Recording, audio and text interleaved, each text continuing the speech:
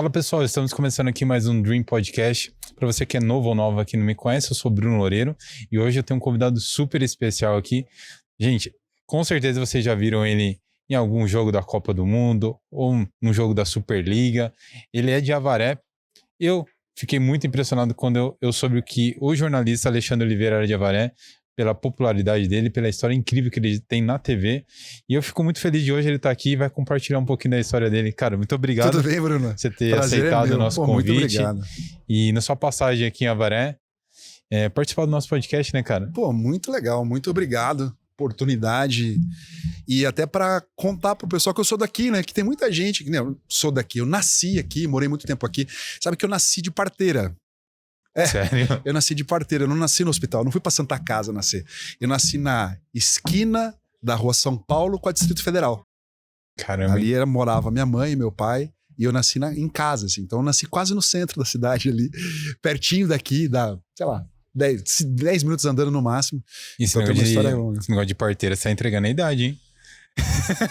Não queria te falar. Mas na verdade, é que minha mãe tinha medo de hospital. Eu sou o filho mais velho, então ela tinha muito medo.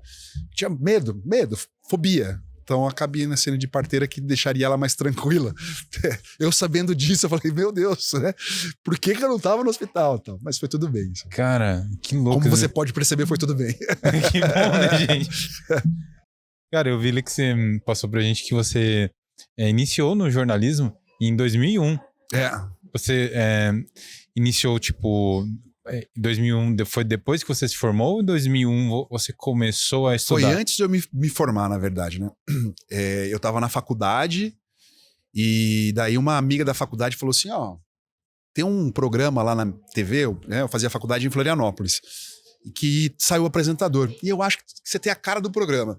Até hoje eu não perguntei pra ela por que você acha que eu tenho a cara do programa. Eu não sei.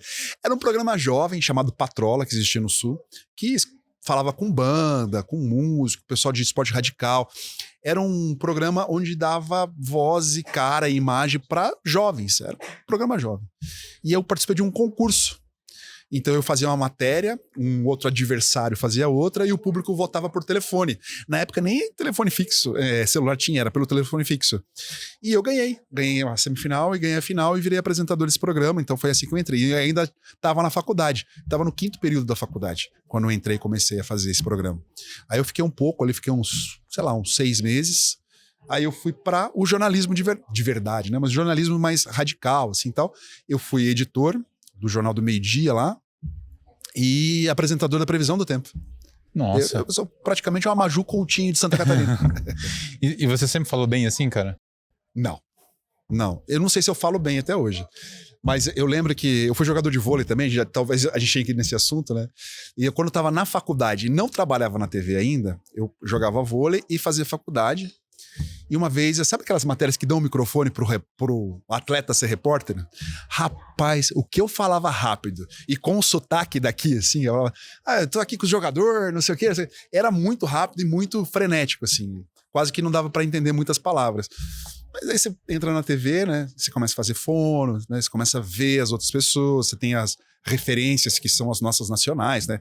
Desde o Bonner ao César Tralli, sei lá, as pessoas que estão hoje e tal, né? E no meu tempo eram pessoas mais antigas. Cid Moreira, Sérgio Chapelain, né? As pessoas que tinham aquela dicção perfeita, que você entendia tudo. Então você se inspirava muito nessas pessoas e queria fazer o mais próximo do que elas faziam. Então foi melhorando, tal, fui mudando. E até por mudar para outras cidades, né, o sotaque daqui, ele foi se perdendo. Ele só volta quando eu encontro minha família, que volta rapidinho, 2 segundos, eu tô falando igual a todo mundo.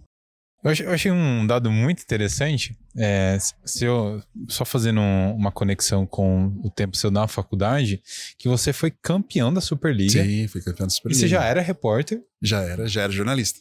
Cara, como que foi isso? Cara, foi uma das épocas mais bonitas da minha vida, assim, falando como atleta, assim, né? Porque eu comecei a jogar vôlei aqui em Avaré, de certa forma, né? Eu tinha 9 para 10 anos, meu pai trabalhava na Autopeça Santa Cruz, que era do meu tio, daqui, na rua Bahia 810, acho que é Bahia 810, em frente a um posto que tem ali em Ipiranga, que é de uma outra tia minha e tal. E era a época do vôlei, do boom do vôlei do sul-americano feminino dos anos 80 e tal. Acabava o expediente e atrás do barracão tinha um espaço e eles armavam uma rede com sacos de batata e os funcionários jogavam vôlei ali atrás.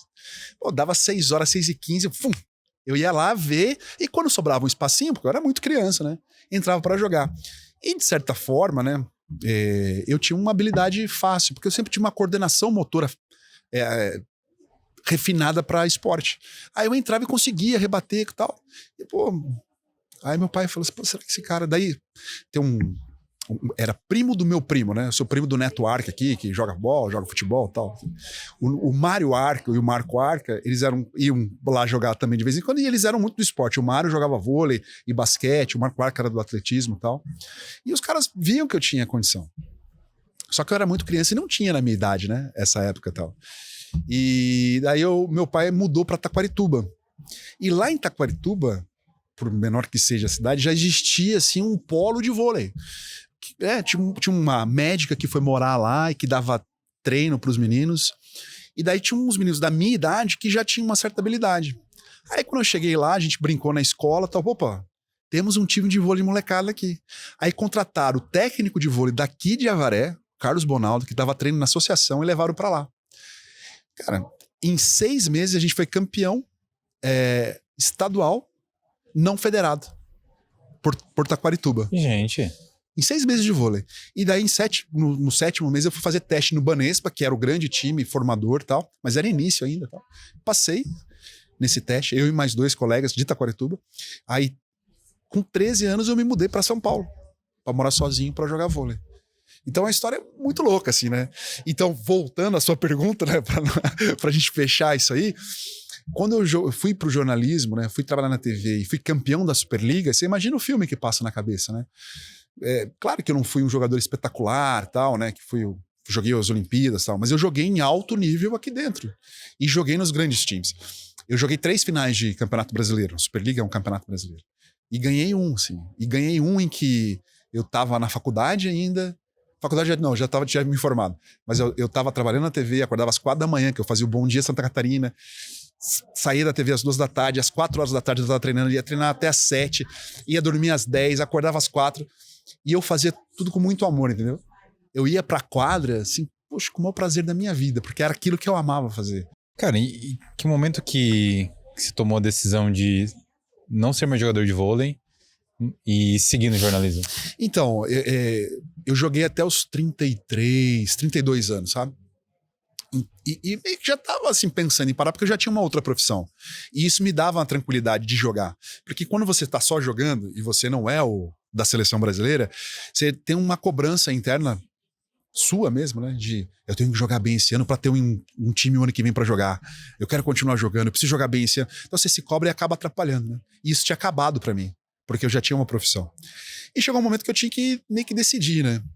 E na verdade, quando eu tava trabalhando na TV, eu não treinava mais 2 períodos, eu treinava 1. O time treinava 2, eu treinava 1 período, porque o outro eu tava trabalhando na TV, e daí quando chegava nas finais do campeonato, né, os playoffs, eu tirava férias da TV, para poder ficar focado no esporte.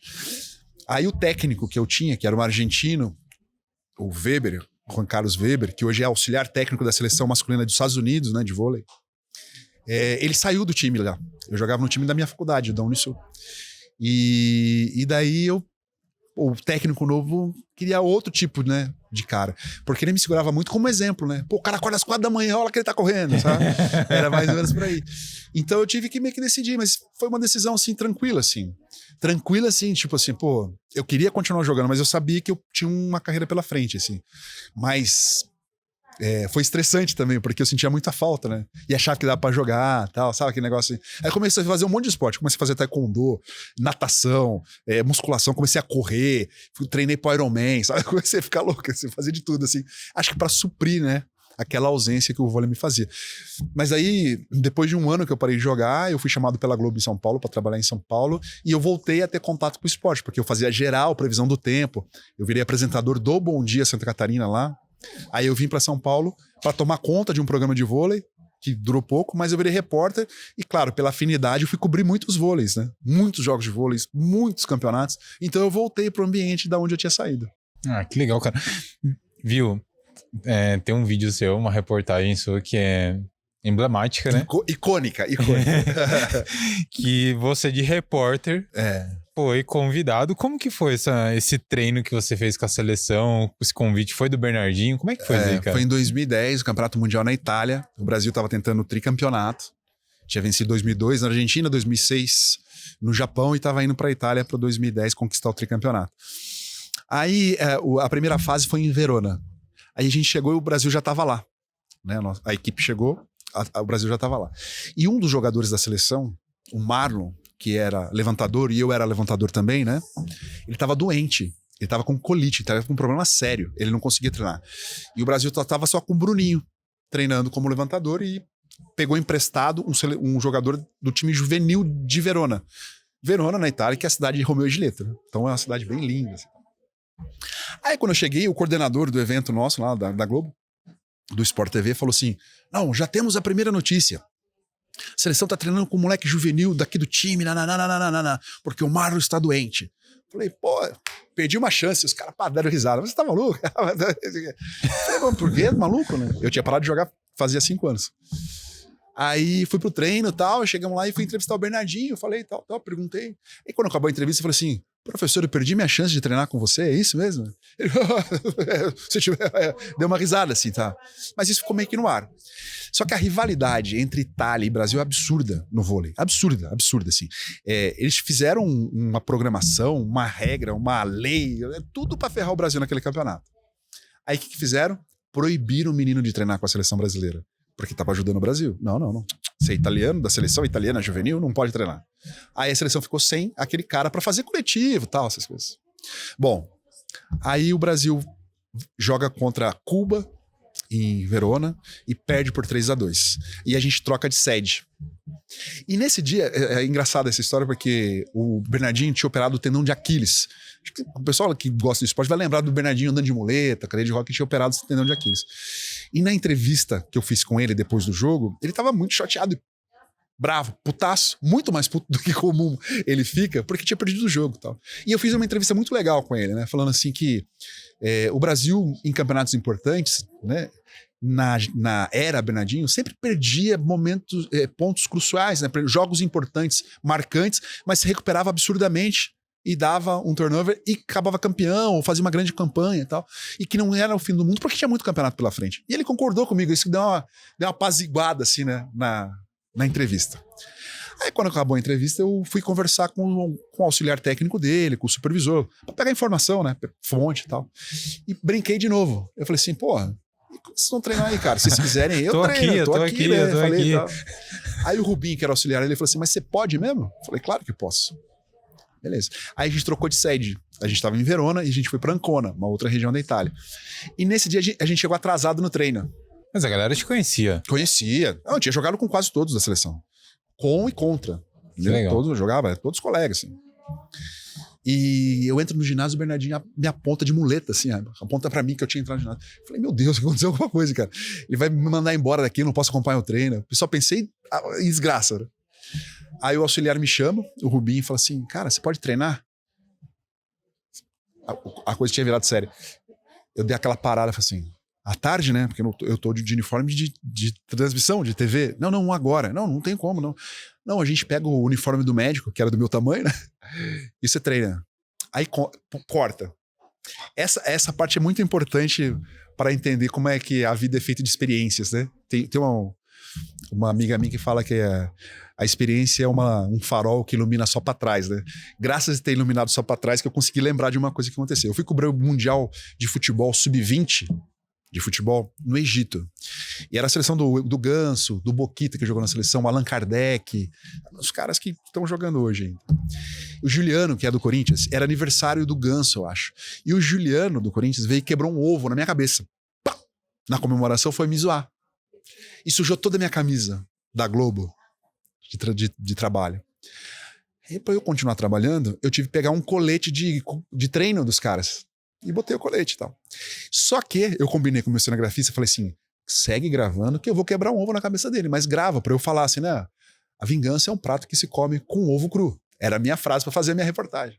E fui lá e quebrei. Isso aqui. Fiz a matéria, mandei. Chegou na Globo em São Paulo, não entrou no ar. Porque eu tava com a camisa do Itaú, do Guaraná, da CBF, cheio de patrocínio. E você sabe que na Globo não pode. Não. perdi uma grande chance de vingança de fazer uma grande matéria. Volta para a Itália no treino de vôlei. Seleção brasileira patrocinada pelo Banco do Brasil. Peguei a camisa, vesti. Chegou aqui na Globo. O Guilherme Pereira, sim, sabe, que é o repórter da Globo, que está em Paris hoje como correspondente. Ele que pegou minha matéria para editar. E ele entrou para falar com o diretor. Ele falou assim, cara, sensacional. O Ale treinou com a seleção, tal. O mesmo cara que mandou cortar a matéria, ele falou assim, mas ele tá com a camisa da seleção, não pode entrar. Ele falou assim, não, ele vestiu do avesso. Eu vesti do avesso e a matéria entrou, graças a essa lembrança específica de um momento que deu errado. Agora, falando do que foi, assim, foi fantástico, né, assim, porque eu sempre imaginei estar ali, mas nunca sonhei que fosse acontecer de verdade, né? Eu sempre quis estar na seleção, mas eu entendi das minhas limitações e a minha geração, né? Eu tinha que competir com o Maurício, com o Ricardinho, né? Caras fantásticos da minha geração, né? Com o Marcelinho, caras da minha idade que absurdamente foram ícones da função. E eu era um operário ali e tal. E, pô, quis o destino que pelo menos em 2 treinos eu fosse um deles, assim, que eu fosse da seleção. E foi incrível, né? Foi incrível, assim. Bom, você pensar assim, um cara que saiu daqui, né? Nasceu de Parteira, na Rua Distrito Federal, com a Rua São Paulo, de Avaré, que aprendeu a jogar em Taquarituba, fosse lá e pudesse contribuir. De certa forma, eu contribuí, eu ajudei. Foi importante por 5 minutos, por um treino, por meia hora, por 45 minutos. Eu fui importante por tudo que eu treinei na vida para fazer. Era jogar vôlei e pensar em estar ali e ajudar meu país de certa forma. Eu fiz, entendeu? Então, sim, pô, foi fantástico, assim, foi fantástico.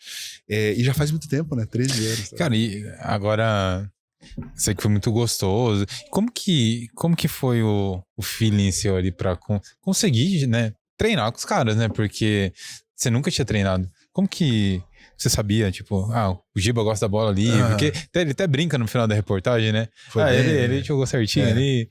Como é que é isso, cara? Ó, teve um amigo meu uma vez que, quando eu fui pra minha primeira competição internacional, né? Ele me mandou uma mensagem de incentivo, né? Que era a primeira vez. A primeira vez que eu fui, também é uma história fantástica, assim. Fui cobrir um mundial de atletismo em Berlim, quando o Bolt bateu o recorde mundial dos 100 metros. Eu tava lá. E ele mandou, falou assim, cara, isso é a sua Copa do Mundo. E isso pra mim ficou como um mantra, assim, de todas as vezes que eu saio pra trabalhar, assim, coisas importantes que eu acho que é legal, assim.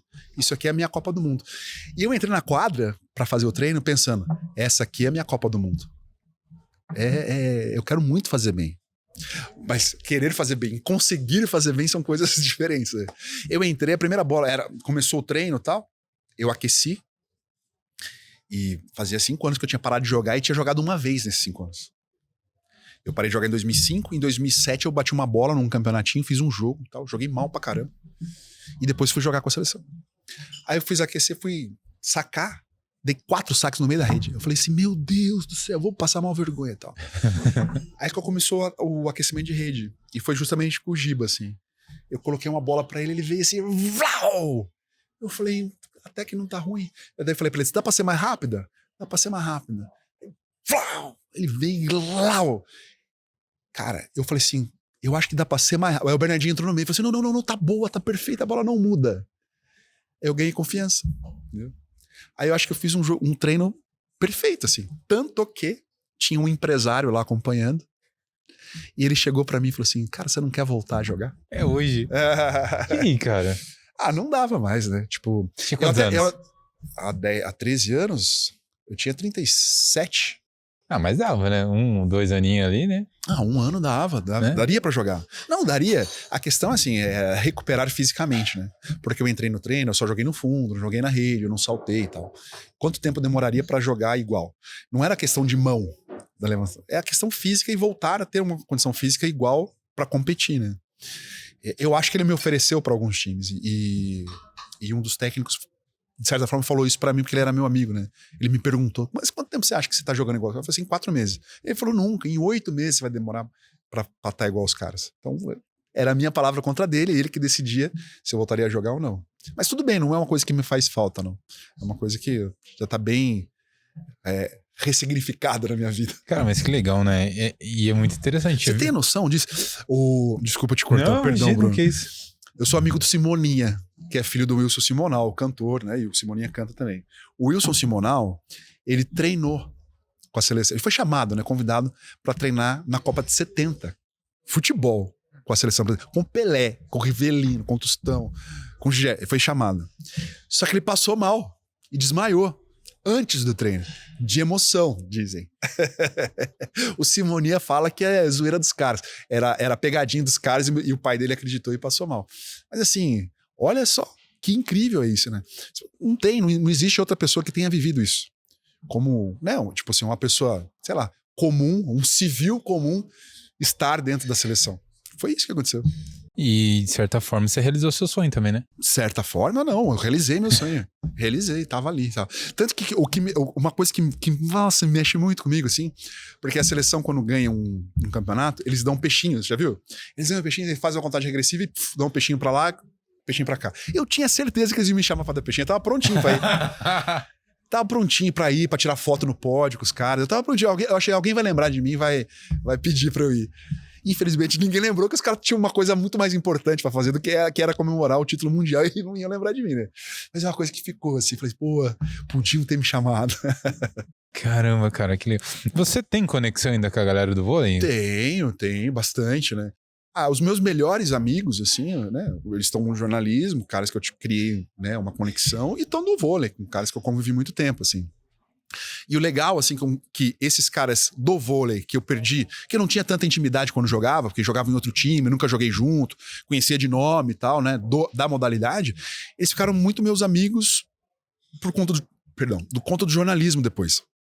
Que eu os entrevistava, eu chamava pelo nome, fulano, pô, isso, você jogou não sei aonde. Eu conhecia a história desses caras. Então eu ficava muito amigo depois, né? E caras da seleção, pô, Maurício, Paulão, o William da direção de prata, são caras que eu tenho, José Roberto Guimarães, até. Pô, tem muita gente. Então eu tenho essa conexão. E eu tenho um podcast de vôlei agora também, né? Então eu até quando eu lancei, eu disse isso, é um esporte que me deu tanto, né? Porque eu estudei por conta do vôlei. Eu conheci a mãe da minha filha por conta do vôlei, né? Tive minha filha até por conta do vôlei. O vôlei meio que norteou muito da minha vida, né? O esporte como um todo. E é uma forma de eu dar de volta, assim, tipo, dar voz para quem é do esporte e ter um espaço para falar. É mais ou menos o que você tá fazendo aqui, ó. Pô, você aqui de Avaré, aqui vem cá falar comigo aqui, né? Que legal, pô, cara. Conta a sua história aqui, motiva outras pessoas que são daqui. É mais ou menos isso. Viu? É muito legal conhecer esse lado seu do vôlei, né? Que eu acho que você não falou tanto sobre isso, normalmente eu acho que você fala mais sobre a parte envolvendo seu trabalho, e é muito legal, né, cara? E ver que você saiu daqui também, né? A sua família, muitos são conhecidos aqui por ser do esporte, pessoas que são referência até hoje, né? Do meio, é muito legal. Em relação a essa parte, essa conexão sua com a TV, você falou de forma brincando, né? Que você entrou através de um concurso que achei bem engraçado. Mas como que foi pra você a sua crescente dentro da empresa, dentro da Globo? Hoje você cobre a Libertadores. É um negócio muito louco, as viagens. Eu sei que é uma experiência assim que é muito legal. Mas também tem um lado que você fica longe da família, você fica longe da sua filha. Mas indo lá pro comecinho, como é que foi? Como é que você foi crescendo e ganhando espaço dentro das matérias? Você foi colocando a sua cara dentro das pautas? Como é que é a vida de um jornalista, assim, para quem não conhece, assim, para quem, tipo, igual eu, que só te acompanhou pela TV? Cara, eu acho assim que...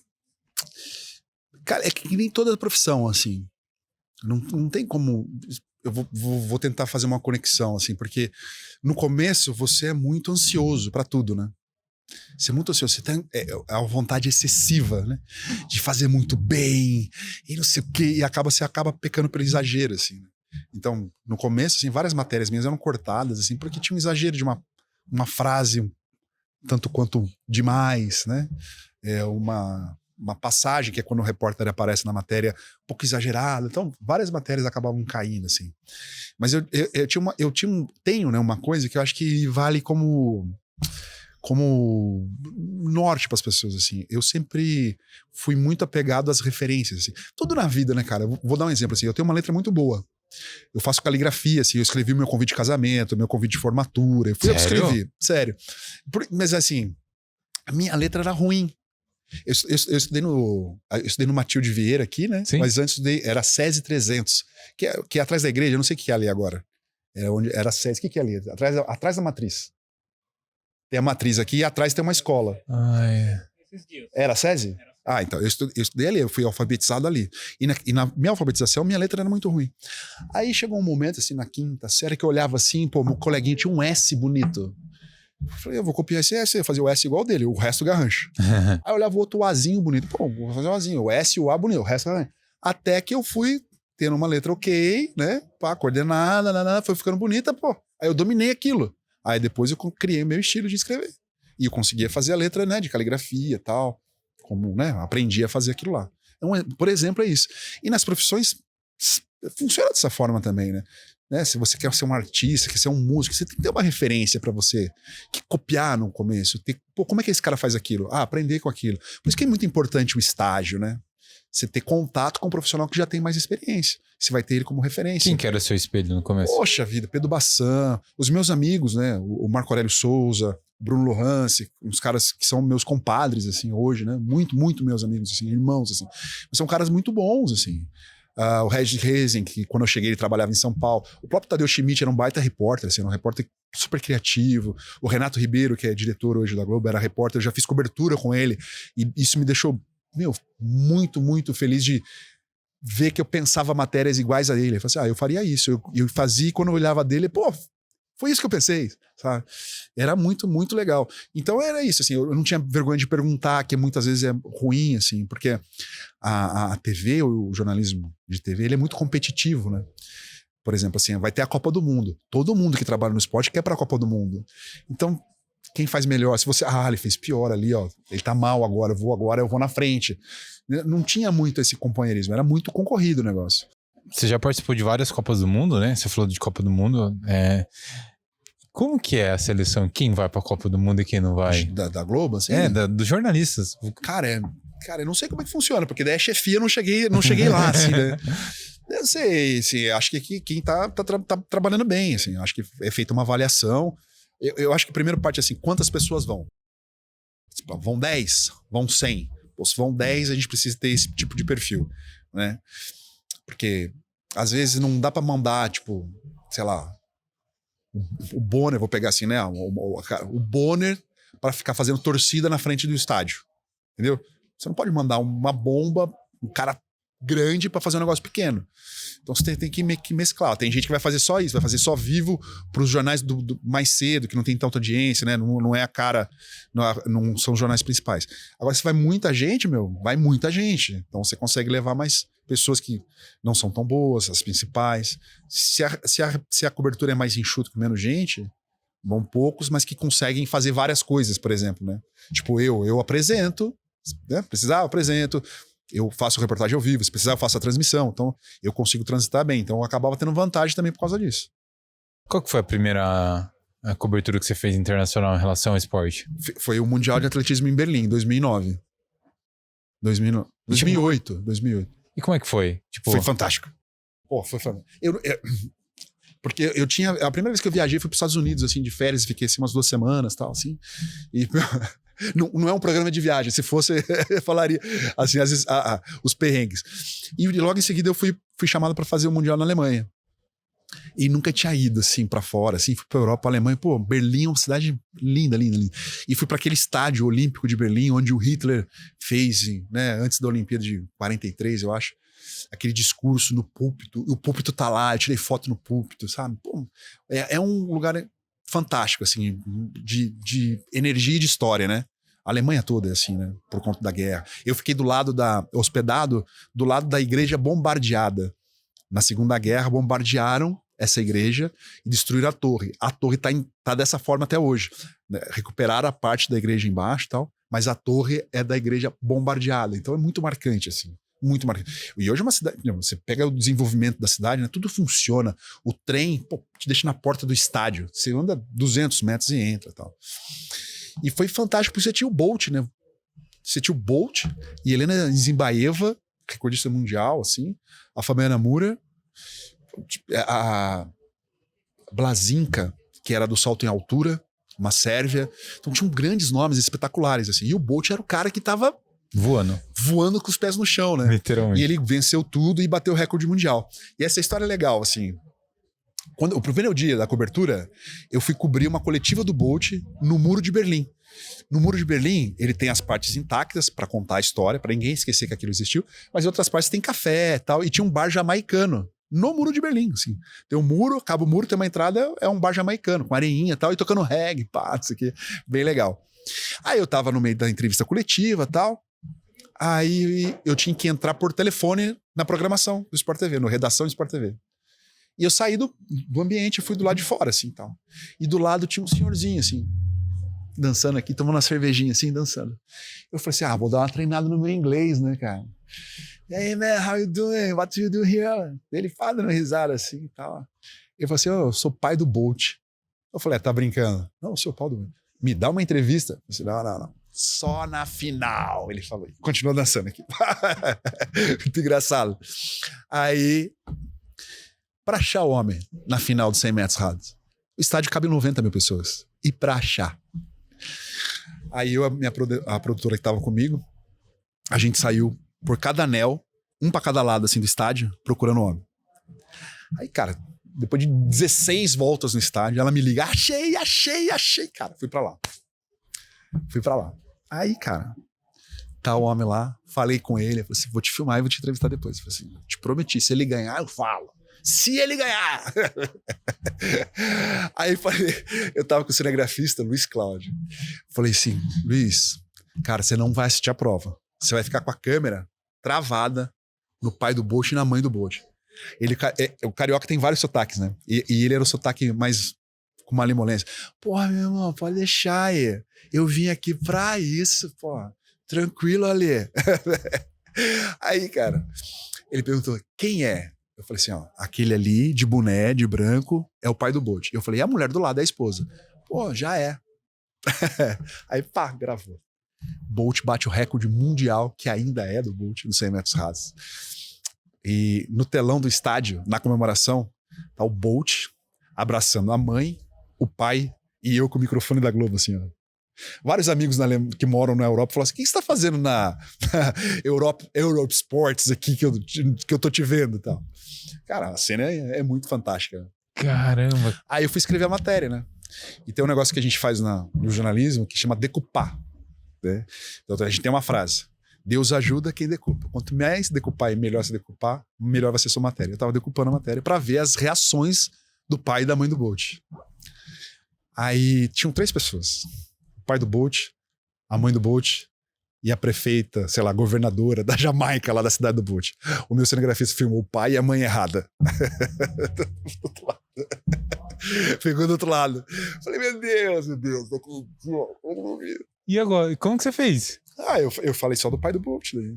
Eu falei só do pai do Bolt. Tava fechadinho assim. Tava. Cara, é muito legal, assim, porque... Nessa época, o Globo Esporte era um Globo Esporte único no Brasil inteiro. Não sei se você lembra, uma época que o Globo Esporte era apresentado pela Glenda e pelo Tino Marcos. Só Sim. Os dois, assim. E era um Globo Esporte de rede. E tava eu e o Pedro Bassan fazendo a cobertura. E o Pedro Bassan, pra mim, é o melhor repórter de texto do país, assim. E da história. Ninguém teve melhor que ele. E pela primeira vez, na história do Globo Esporte, entraram 2 VTs de atletismo, seguido um do outro. Entendeu? Futebol você vê sempre. Futebol é assim... O jogo e um personagem do jogo. Na Copa é assim, né? O Brasil ganhou. Como é que foi o jogo? 20 bolas na trave, 3 pra fora, tal. O juiz errou, a torcida reclamou, nanana. E um personagem. Ronaldinho Gaúcho pegou a bola, driblou 16, chutou e o goleiro foi. Ronaldinho Gaúcho estava inspirado, ele fez de novo, não sei o quê. É o personagem. E, né, no futebol tem muito isso, mas em outros esportes não acontece isso. Pela primeira vez na história do Globo Esporte aconteceu. Entrou a prova e entrou o personagem. O pai, a mãe e o Bolt. Isso é uma conquista. Isso sim é conquista. Caramba, cara. Que legal. E tem o fator do acaso ali também, né? Porque você não conhecia o pai do Bolt. Sim, não sabia. Nem sabia que o Bolt tinha pai, sabe, né? Não fazia ideia, tal. Que tinha uma matéria dizendo que o pai do Bolt conta o segredo do Bolt, que era comer inhame. Ai, meu Deus. Desculpa. Alguém se empolgou. Comer inhame, que seria o segredo do Bolt. O pai do Bolt teria contado isso. Eu sabia só disso. Então, se ele me desse entrevista aquela hora, no bar, eu perguntaria isso. É verdade que o segredo do Bolt é inhame? Ele ia dar risada com um taço. É um folclore, né? Evidentemente. Mas, cara, não. O destino quis você. Não, eu só falo depois se ele ganhar, se ele for campeão. Né? E, pô, sensacional. Cara, isso daí é um marco pra sua carreira e é impressionante o time, a dedicação da equipe também. Por mais que teve o erro do cinegrafista, você conseguiu fazer uma coisa... coisa... Eu até acho que o erro era meu, né? Assim, tipo, eu falei assim, é o pai do Bolt, do lado é a mãe. Eu não sei se na hora, não me lembro, assim, se estavam só os dois, assim, e depois chegou outro, a prefeita de Georgetown, e chegou e ficou do lado. E ele se perdeu daí, né? Mas eu não lembro, mas, cara, tipo, na hora, assim, a produtora que tava comigo é a esposa do Carlos Gil, o repórter, a Ana Olivia. E ela tava muito mais empolgada que eu. Ela ligou pro Carlos Gil depois da... A gente fez matéria com a mãe, com o pai do Bolt, não sei o quê. E eu falava assim, não, caiu a matéria, caiu, não vai entrar, a mãe tá errada. E ela falava assim, fica quieto. Então foi muito engraçado isso aí. Mas, pô, tinha que dar um jeito, não podia perder a matéria, né? Não podia perder. Dessa Olimpíada, esse momento com certeza... Era mundial, não era Olimpíada. Não era mundial de atletismo. Desculpa. Como é que você sentiu que esse marco que foi pra você, mas que também refletiu, né? Passou, né? Você sentiu ali que teve uma alavancagem na sua carreira por conta disso? É que nem time de futebol. Sabe por quê? Porque é muita gente fazendo, e muita gente boa fazendo, e depois vem outra cobertura, e depois vem outra matéria, entendeu? Então você tem que, fez aquilo lá, foi legal aquela hora lá tal. As pessoas vão lembrar. Tem um reconhecimento? Tem. Tipo assim, eu digo assim, não só no meio, assim, eu digo dos repórteres, que legal, mas... Fora? Não. Essa minha matéria do vôlei, eu te mandei a que o Marcelo Correge fez, né? Mas tem a matéria que eu fiz, que eu conto o meu sentimento. Essa matéria, as pessoas lembram até hoje. Essa sim é marcante. As pessoas assim, cara, eu pego Uber às vezes, lá em São Paulo, eu falo assim, você não é o cara que treinou com a seleção de vôlei? Eu lembro você falando do seu filho, tá? Porque na matéria eu falo assim, como eu queria ter um filho pra contar pra ele o que aconteceu comigo. Caramba. Né? Eu escrevo a matéria assim em primeira pessoa, né? Porque foi uma experiência minha, assim, muito íntima, né?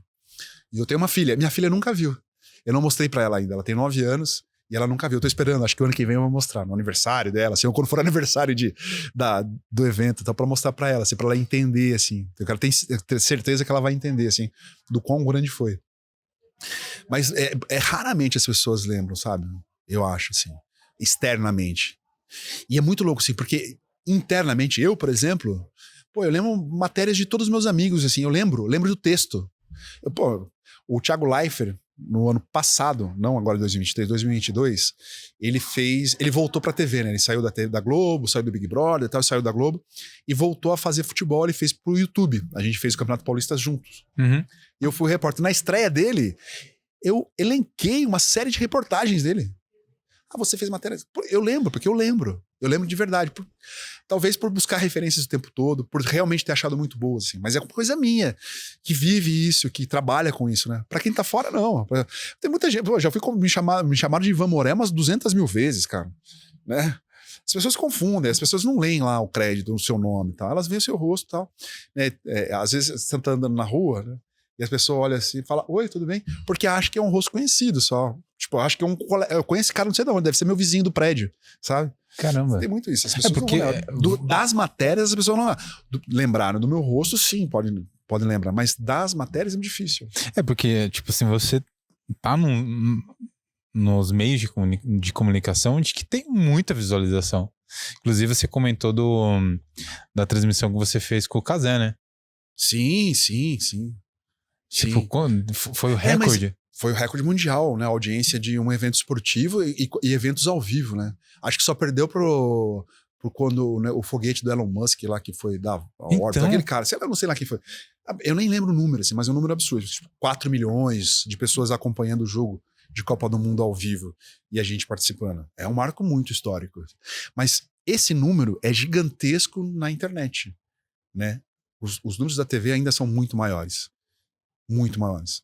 É que a audiência... Você sabe como é que é medida a audiência? Você sabe, você aí de casa, sabe como é medida a audiência? Não, cara. O Ibope, né? O Ibope.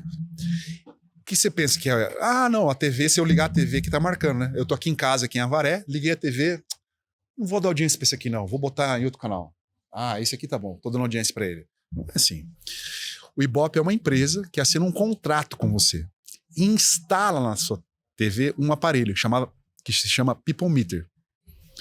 E daí ele faz lá um apanhado científico, né? Pega assim, homem, solteiro, ou família, 2 filhos, viúvo, sabe? Mulher, casal, pega vários, né? Um pouquinho de cada e faz uma metodologia. E essas pessoas assinam um contrato de fidelidade, de não poder contar, né? Divulgar.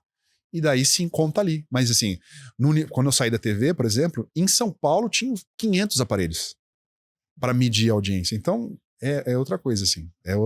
Não é como você pensa. Eu acho que devia sair a TV já com o People Meter, né? A TV ligou ali, sai de fábrica já com o aparelhinho. Mas não, é um aparelhinho instalado e você tem que assinar um contrato. Tem algumas outras empresas que fazem a mesma coisa. Mas assim que hoje funciona. o celular é assim, né? O celular escuta o que você está falando, né? Ele vai dar aquilo que você tem. Mas assim, um ponto de audiência na Globo, sei lá, equivale assim, a quase 2 milhões de pessoas. Caramba. É muita gente, porque conta o Brasil inteiro, dependendo do estado, tem mais gente e tal. Então é muita gente mesmo. Se você pensar que, por exemplo, o SPTV, o SP da Noite, é um dos programas de maior audiência da Globo. Que a concorrência é um programa muito grande, assim, que dá 45 pontos de audiência. E 45 pontos de audiência, pô, mais de 100 milhões de pessoas. É o estado de São Paulo. Eu não sei quantos habitantes tem o estado de São Paulo, mas assim, 50 milhões de pessoas assistindo. Então é um número gigantesco, entendeu? Depois desse embrulho todo, dessa euforia pós-Bolt, você foi pra onde? Esse outro momento assim que foi marcante nessa história, porque essa história realmente é marcante, eu não conhecia, vou ser bem sincero. Dessa matéria sua que é emblemática, ainda mais. Depois vou ter que jogar no YouTube pra ver você lá, né? Claro. Eu nunca achei essa matéria, vou tipo, postar num TBT desses da vida aí. Mas eu vou ver se eu acho lá. Mas, e aí, depois, foi 2009, né? 2008, 2009. 2008, 2009. E aí, o que aconteceu depois? Você foi pra onde? Como é que foi? Pô, aconteceu muita coisa. Eu conheço 26 países. Caramba, 26. E desses 26, talvez uns 24 eu fui trabalhando.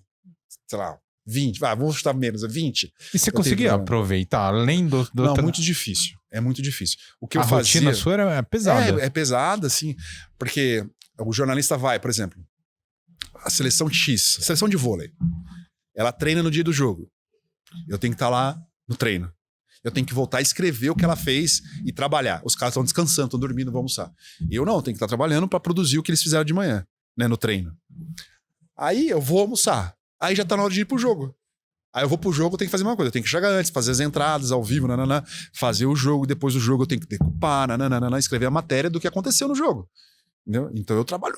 Tipo, eles treinam 2 períodos e eu trabalho 3 períodos numa cobertura dessa. Em um grande evento, por exemplo, na Olimpíada de Londres, eu acordava às 6 da manhã e ia dormir às 2 da manhã. Porque em Londres, a Globo não tinha os direitos de transmissão, eram da Record, e poucas pessoas tinham credencial para você entrar no evento e ser jornalista do evento mesmo. Eu tinha elas, então eu cobria levantamento de peso de manhã, judô no meio da manhã, ia pro triatlo no início da tarde, depois fazia um jogo de basquete e ia fazer o vôlei até o final da noite. É puxada. Legal, não mas... Não, é sensacional, né? É sensacional. Mas é muito trabalho. Entendeu? É muito trabalho. Você acredita que né, tirando que a gente imagina, né? Quem tá aqui do outro lado imagina, pô, que legal. Tá lá acompanhando os caras, tá com o Bolt, tá com o jogador X. Tirando essa parte que tem dos louros do trabalho, né? O glamour do glamour. Você tá compartilhando um pouco ali do perrengue, né? Que é dos bastidores. Como que você vê hoje o trabalho do jornalista em si? Porque eu via, tipo, de sexta-feira, aquelas reportagens que passavam, né, dos repórteres lá na guerra e aquelas reportagens do pessoal lá na Amazônia. A gente, vou ser bem sério, na minha visão quando eu era mais novo, você, não, esses caras sofrem demais. Sofrem mesmo.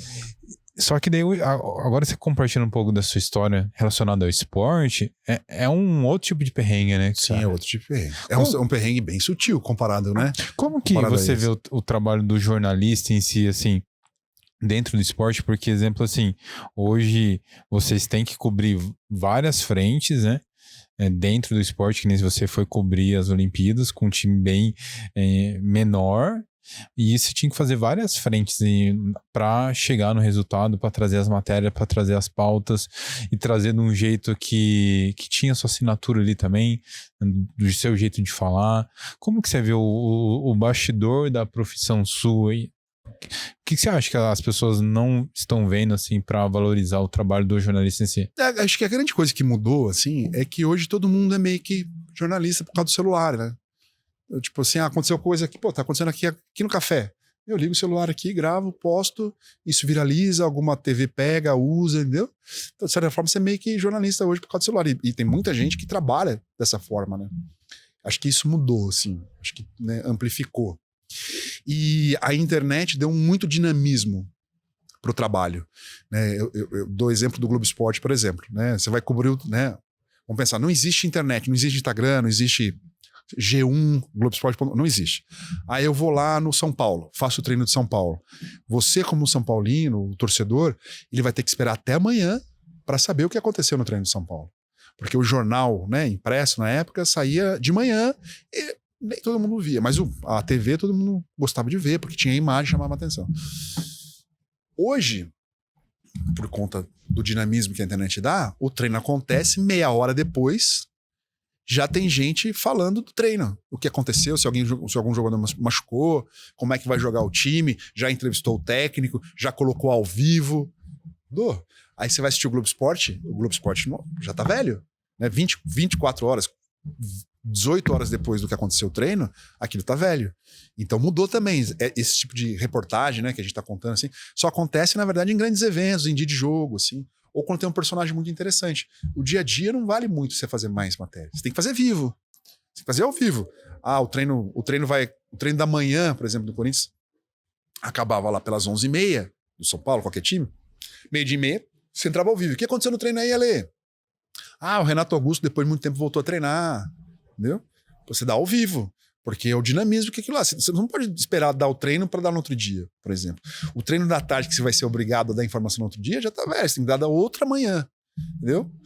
O dinamismo mudou muito. Mudou muito. Hoje cada vez fica mais nichado, né? Então, exemplo que você falou do São Paulo. Então, o São Paulo hoje já tem um meio de comunicação que às vezes eles ali durante o treino já estão postando os stories ali na própria rede deles, no canal deles, no podcast deles. Então, fica bate de frente, né? Com a forma que a TV trabalhava também.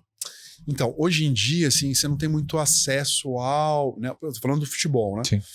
Você não tem mais o acesso ao treino como você tinha antes. Assim. Nem todo mundo abre. Depois da pandemia, alguns clubes fecharam e nunca mais abriram para a imprensa. A imprensa não entra mais no treino. E daí é uma blindagem muito grande, né? Dentro do clube, né? E quando acontece isso, eles divulgam o que eles querem. Né? Tipo, se eu vou no treino do time X e o jogador Y briga com o jogador Z... Eu tô lá e tô vendo, tô gravando. Se eu não tô lá, os caras não divulgam. Vai ter que divulgar por uma fonte. A gente não vai ter imagem daquilo e tal. Aí o clube divulga o que ele quer só. O jogador chegou tarde no treino e foi multado. Se o clube não quiser, ninguém fica sabendo. Entendeu? Porque ele vai divulgar, ele vai mandar fotos e vídeos para você usar e ninguém pode entrar. Caramba. Então é complicado. Assim, a principal coisa do jornalismo, qualquer que seja de guerra, como você citou, na Amazônia, na política, economia, se chama fonte. Cara, você tem que cultivar bem as suas fontes. Tem que ter fontes em todos os setores, em todos os clubes. Né? Tipo, vira uma mania, né? Por exemplo, quando eu cheguei em São Paulo, né, eu não tinha fonte nenhuma, tal, daí eu fazia muita chegada de aeroporto. O time foi jogar lá em, sei lá, Goiânia, desembarcou e eu tô lá recebendo o time. E aí, tal. E muitas vezes, quando o time estava em crise, perdendo e tal, o desembarque era concorrido, porque tinha torcedor, que queria xingar e tal. Então, muita gente. Eu fiz amizade com os caras que pegam a mala do carrinho e põe na esteira. Peguei o telefone do cara e tal, uma fonte que me dizia: o time X vai sair pelo saguão ou vai sair com o ônibus da pista para não encontrar a torcida? Ele me avisava, vai sair com o ônibus. Eu já me posicionava em outro lugar e tinha uma imagem do ônibus saindo. Então, um exemplo, né? Um exemplo de quanto a fonte é importante. Fonte de política, por exemplo, né? Fonte de política é uma coisa fácil de você ter, porque o político ele quer falar. Ainda mais quando ele tem adversários políticos, né? Sou de direita, sou de esquerda. A esquerda quer dar uma cornetada da direita quer dar uma cornetada da esquerda. Então você tem, é muito mais fácil. Mas no clube, né? No clube é difícil ter um jogador como fonte, um diretor, um conselheiro. Você tem que estar ali todo dia, criar uma relação, né? Se fazer presente, às vezes fazer né? Citar o cara às vezes numa matéria, sabe? Pra agradar de certa forma, para você ter essa fonte mantida. Hoje você tá num momento diferente da sua carreira, né? Você hoje não tá mais na Globo, você saiu depois de quanto tempo? Eu fiquei 16 anos na Globo. 16 anos. Como que tá a sua carreira agora, depois de 16 anos? Como que você tá norteando? Que tipo de trabalhos que você tá fazendo? Como que tá? Eu faço freelancer, né? Ainda faço transmissões de futebol e basquete no NBB aqui no Brasil. É o segundo ano que eu tô trabalhando com a Liga. Aí as finais do ano passado eu fiz pela ESPN e as finais desse ano eu fiz pela TV Cultura. E é um ambiente bem legal, muito legal, assim, principalmente a relação com os atletas, assim, é muito legal. E tenho feito a Libertadores e a Copa Sul-Americana dessa temporada pela Paramount Plus, que pela primeira vez conseguiu os direitos de transmissão.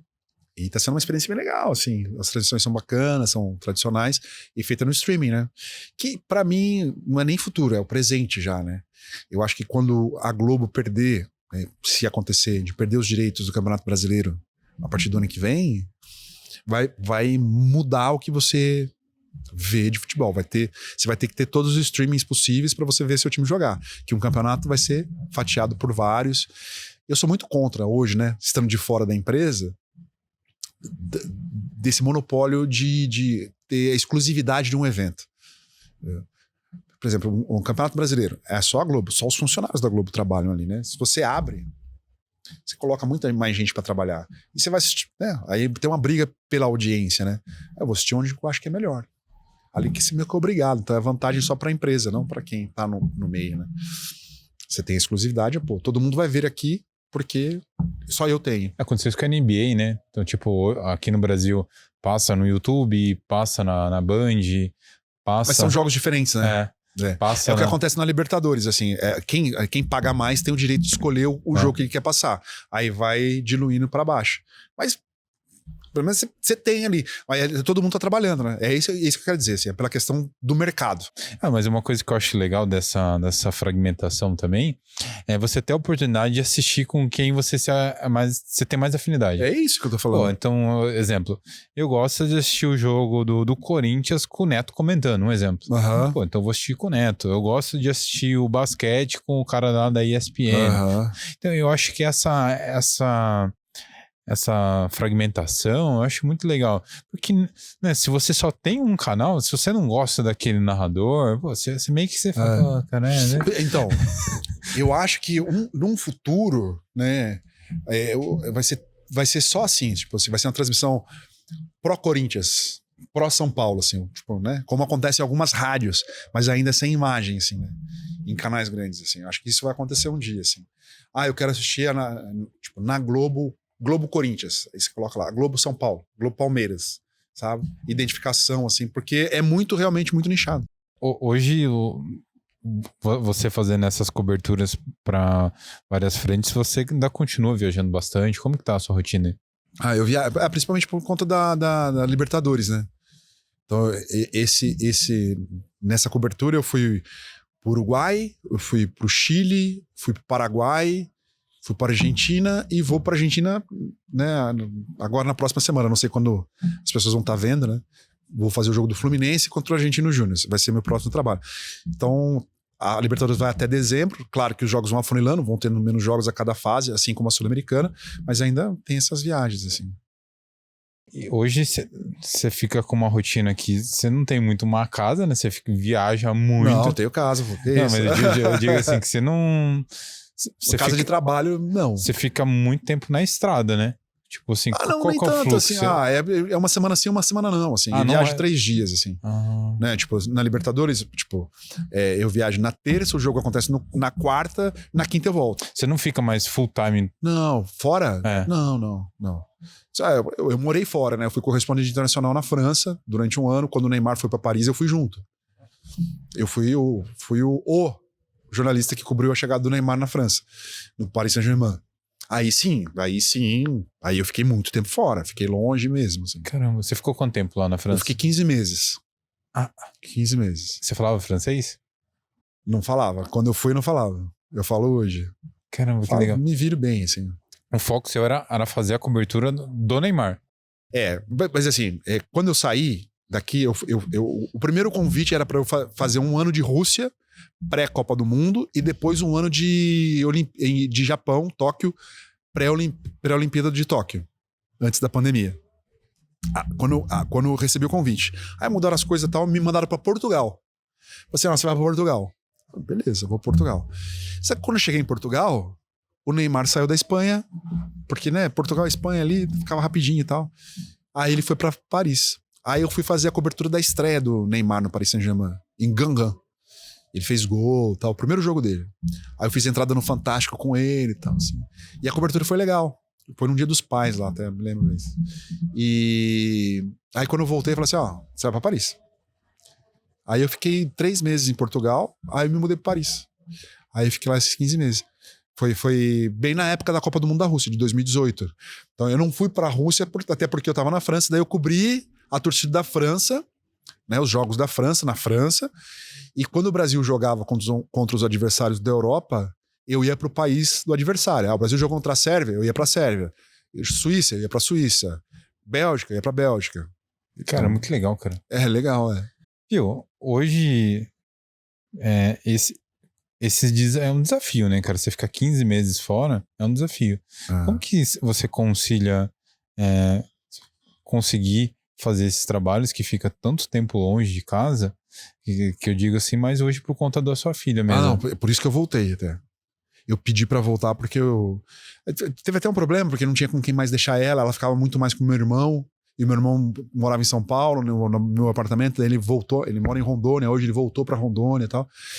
E, cara, foi muito surpreendente, porque ela tinha 3 anos, né, e quando eu voltei, ela tinha recém feito 4, assim. Era muito sofrimento. Tanto que eu falo assim, que foi uma baita experiência profissional, mas pessoal eu sofri muito, assim, porque eu não aproveitei muito o país, sabe? O país, assim, tipo assim, não, pô, além de trabalhar muito, porque as pessoas às vezes não dão noção, assim, mas eu era setorista do Paris Saint-Germain. Paris Saint-Germain jogava de quarta a domingo. Eu tava trabalhando toda quarta, eu trabalhava terça pra falar antes do jogo, quarta no jogo, quinta pós-jogo, aí sexta já produzia coisas do jogo do fim de semana, sábado, domingo, segunda, eu trabalhava direto. Então eu tinha pouca folga, pouco tempo pra fazer muita coisa. Mas quando tinha, por exemplo, eu não ia viajar, assim, eu ia pra outro país e tal. Eu conheci muito a França porque o Paris Saint-Germain ia jogar pelo país, né? Daí eu ia junto, né? Mas eu não conhecia o país porque eu me sentia na obrigação de estar em casa para poder falar com a minha filha. Porque eu chegava da escola 7 da noite, 6 da tarde, né? Aqui no Brasil, eu tava lá, meia-noite, eu tinha que estar lá pronto para falar com ela, só ia dormir depois de falar com ela. Eu tinha medo dela me esquecer, assim, então. Né? Então eu tinha que aproveitar a tecnologia que aparecia na minha cara e falar com ela todo dia, me sentia nessa obrigação. Assim. Foram 15 meses assim? 15 meses assim. Caramba. Eu vinha bastante pra cá, assim, mas em 2 períodos eu fiquei 3 meses sem ver, né? Porque eu tentava vir uma vez por mês, assim, mas era muito difícil. Mas em 2 períodos eu fiquei 3 meses, vim, aí fiquei outros 3 meses, né? E não havia, assim. Caramba. Aí, cara, eu sou muito, muito, muito próximo, muito ligado a ela, assim. Ela fica bastante comigo, assim. Então, pô, foi barra. Mas graças a Deus, assim. Hoje você tá tendo uma vida mais, vamos dizer assim, tranquila, sem tranquila. Por conta da... Porque como você é freelancer, você tem uma vida muito ansiosa, né? Ansiosa, de ansiedade mesmo, assim. Pô, esse mês teve trabalho, esse mês não teve, né? Como é que eu vou pagar a escola no mês que vem, você fica tenso, né? Claro, as coisas estão acontecendo, tô correndo atrás, não parei, né? Pô, fiz coisas legais, né? Depois que eu saí, fiz o Rally dos Sertões, o maior rally da história do ano passado, eu fiz, vou fazer esse ano de novo, né? O NBB, o basquete e tal, o YouTube no Campeonato Paulista, que também foi um marco importante, a Copa do Mundo do Catar, eu fui pro Catar, fiz pelo Casé, foi sensacional, foi um marco importante. Então, tenho feito coisas bacanas, coisas legais, mas elas são pontuais, né? Tem mês que não aparece tanta coisa assim. Então você tem uma vida ansiosa. Essa questão de você administrar suas contas, administrar quanto você ganha, assim, é uma coisa mais complicada hoje em dia. Então, quando você fala assim, sossegada, você fala assim, não, agora tá tranquilo, eu tenho mais tempo. Verdade, eu trabalho bem menos por conta do volume de coisas que aparecem, porque eu não tenho que trabalhar todo dia, né? Como fosse na empresa, mas é uma vida tensa. Dentro desse novo momento que você está passando, eu acredito que você teve que reformular, né, várias coisas na sua vida em relação ao estilo de vida. Hoje você está, pelo que eu sinto, assim, você está bem focado em relação ao crescimento da sua filha. Então, acredito todas as suas decisões, às vezes de não ir para o Japão, em volta de estar próximo dela, né? Sim, ela me norteia, né? Eu tenho uma tatuagem aqui. É uma bússola. E o nome da minha filha é Isabel. Então tá lá, W de Oeste, né, em inglês, E de Leste, em inglês, East, né, North, South, West, e o Norte eu tirei o N, eu coloquei I de Isabel. Porque o meu Norte é minha filha. Pra mim é a pessoa mais importante. Eu sei pra onde que eu tenho que ir pra onde ela tá. E embaixo tem as coordenadas geográficas da casa dos meus pais, assim. Tipo, em qualquer lugar do mundo que eu esteja, eu sei pra onde que eu posso voltar. Tá aqui, pra eu não esquecer disso. Eu tenho pra onde voltar, eu tenho que voltar pra cá, assim. Que legal, cara. Então, assim, tem duas coisas muito importantes na minha vida, assim, que é respeito e gratidão. Respeitar as pessoas e ter gratidão por quem proporcionou uma coisa bacana pra mim, que me ajudou, que me ensinou, que me abriu um caminho, assim. Eu tenho que ter gratidão. Por exemplo, o Neto, por exemplo, né? O craque Neto. Quando eu saí da TV, ele foi o primeiro a me dar uma oportunidade. Vem aqui comentar os jogos na minha rádio, na rádio Craque Neto. Pô, é pequenininho e tal, pouquinho e tal, mas vem aqui. Cara, eu tenho uma gratidão absurda pra ele. Respeito e gratidão. Depois é comer, rezar, amar. Depois é alimentar o espírito, a mente e o físico. Pronto, tá aí, nossa vida é isso. Então, se você conseguir cercar bem, assim, não comer demais, não amar de menos, né, e não rezar pouco, você já tá indo no bom caminho. Eu achei muito legal a sua conexão com a sua filha, com a sua família, os valores. Não sabia da sua tatuagem. O que você traz do ensinamento dos seus pais hoje para sua casa, para você nortear hoje esse futuro que você está construindo com ela, essa nova base, né, que é a sua filha.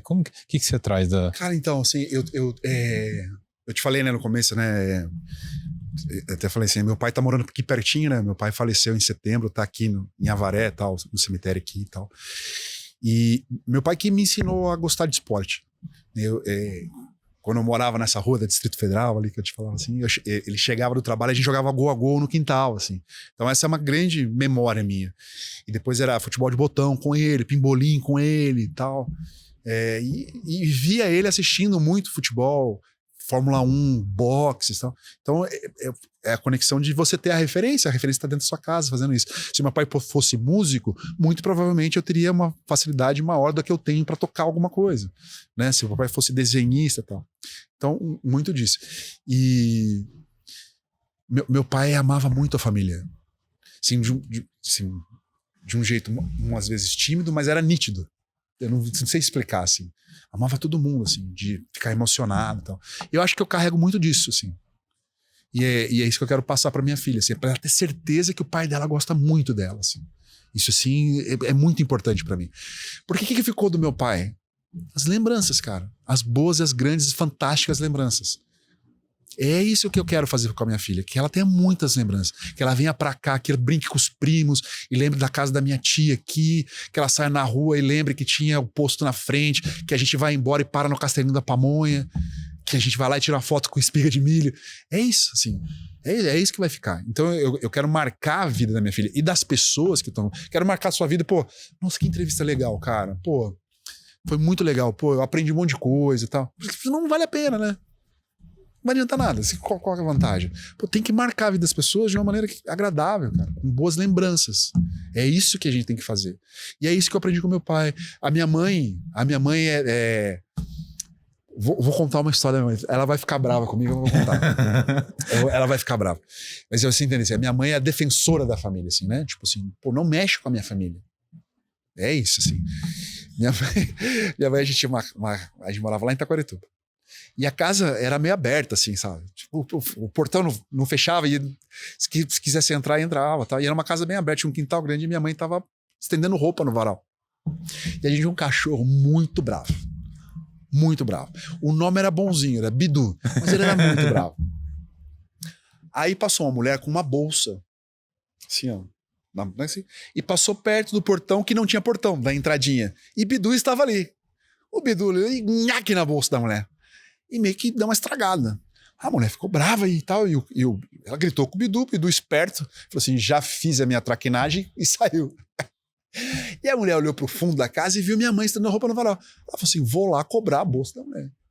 Aí a mulher foi lá e falou assim: aqui, ó, seu cachorro estragou minha bolsa. Minha mãe olhou pra ela assim: que cachorro?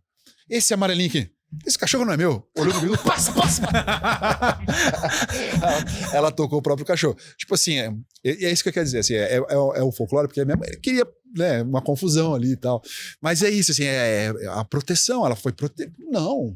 Aqui não, aqui ninguém vai entrar, ninguém vai mexer, assim, sabe? Minha casa é sagrada, sabe? Acho que é muito isso que eu aprendi com a minha mãe, assim. E não só com a minha... Tipo, eu sou esse cara que eu quero agregar, assim, tipo, eu adorava vir no Natal aqui, né? Porque ia juntar todos os meus primos e poder contar história, né? A minha família é muito de tirar sarro um do outro, assim, né? Vou deixar essa barba, não sei o quê e tal. E é muito assim, tipo, fica um ambiente engraçado, assim. Então eu sentia muita falta disso. E eu gosto disso. Tipo, se eu pudesse, eu agregava muito mais, entendeu?